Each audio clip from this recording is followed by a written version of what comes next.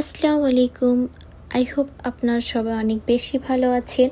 আলহামদুলিল্লাহ আমিও অনেক বেশি ভালো আছি। আজকে হচ্ছে গিয়ে আমরা টুকটাক একটু কাজ ছিল সেটা সারলাম আর একটু ঘোরাঘুরি করলাম। তো আমি আমার হাজব্যান্ডের জন্য বাহিরে ওয়েট করতেছিলাম ক্লিনিকের। তো সে সুন্দর করে চলে আসলো কাজটা শেষ করে। তো তারপর হচ্ছে গাড়িতে উঠলো এবং বলল যে চলো আমরা এখন ঘুরতে যাই। তো হঠাৎ করে মনে পড়লো যে কিছু মেডিসিন নিতে হবে।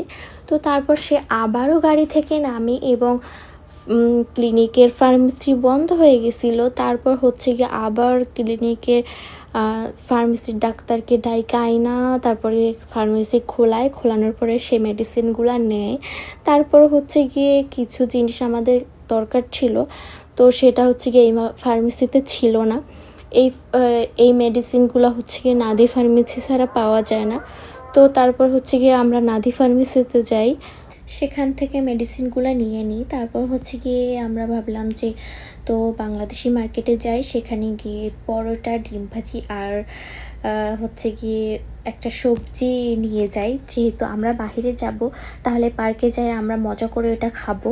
তো তারপর হচ্ছে গিয়ে আমরা হচ্ছে গিয়ে বাংলাদেশি মার্কেটে যাই, সেখানে গিয়ে এগুলো নিই এবং আমার মিষ্টি খেতে মনে চাইছিল, তো আমি মিষ্টিও নিয়েছিলাম। আমি গাড়িতে বসাচ্ছিলাম অবশ্য, সব কিছু সেই নিয়ে আসছে।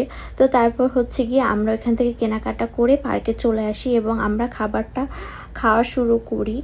কিছুক্ষণ বসার পরে দেখি কি আমাদের পাশে শুধু বিড়াল আর বিড়াল, মানে খাবার নিয়ে গেছি তো এই জন্য হচ্ছে গিয়ে বিড়াল পুরো ভিড় হয়ে গেছে। আর এত বিড়াল আইসা আমাদের পাশে বসেছিল কি আর বলবো।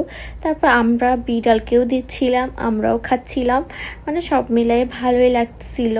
আর ওরা তো অনেক ক্ষুধার্ত থাকে, যেহেতু ওরা পার্কে থাকে, ওদের তো তেমন খাবার দেয় না কেউ। তবে পার্কে যারা যায় তারা সব সময় বিড়ালকে খাবার দেয়, কারণ এখানে হচ্ছে গিয়ে বিড়াল অনেক পছন্দ করে মানুষ।